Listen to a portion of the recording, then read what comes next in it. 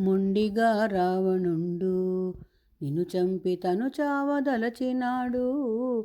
వాడి బొడ్డుకు తిన్నగా నారాయణాస్త్రముతో కొట్టినావు. హే రామ రామ ఎనుచు జోహారులర్పించి నేల కొరగే.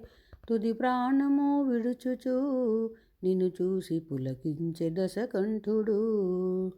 జయము శ్రీరామచంద్ర జయము శ్రీ దశరథ కుమార జయము.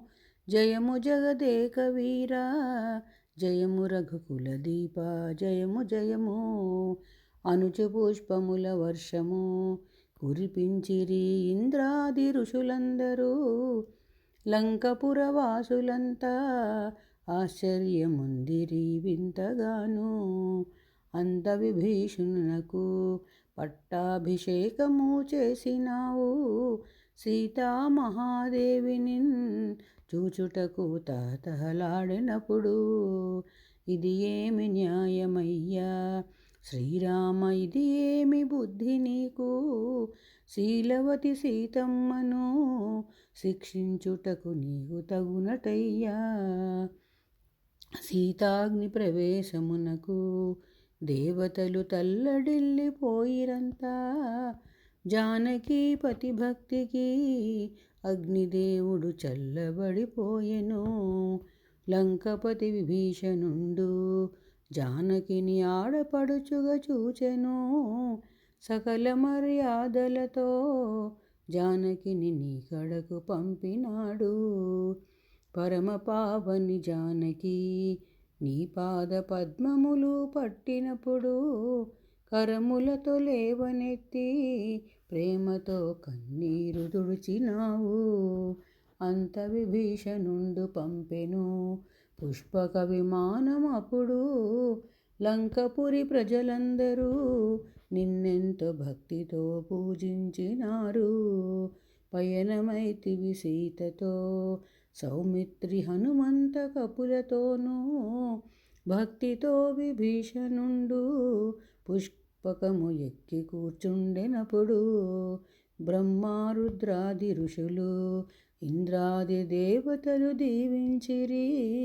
ఆకాశ మార్గమునను పుష్పకము చేరెను ఆశ్రమమునకు. ఎదురొచ్చే భరద్వాజులు మహర్షి రెండు చేతులు చాచుచు. బిగియార కౌగిలించి ముదముతో శిరము మేర్కొని ఎప్పుడు. వచ్చితివి రామచంద్ర నన్ను చూడ వచ్చితివ రామభద్ర. 14 గడువు నేటితో తీరనని చెప్పినప్పుడు. కంగారు పడితివయ్యా భరతుడేమయ్యని అని చింతతో. నైమిసారణ్యమునకు హనుమను పంపితివి కడు వేగమే. అతిథులందరినప్పుడు మహర్షి ఆదర్శముగా చూచెను. రుచి అయిన విందు పెట్టి సుఖమైన వసతులేర్పరచినారు.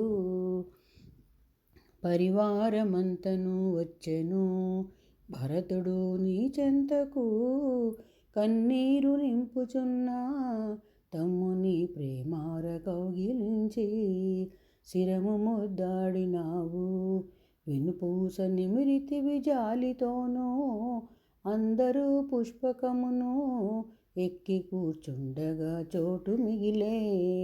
ఇది కుబేరుని పుష్పకము మాయ యుద్ధము చేసి రావణుడు. ఓడించి కుబేరుని తెచ్చెనని మక్కువతో చెప్పుకొనిరి.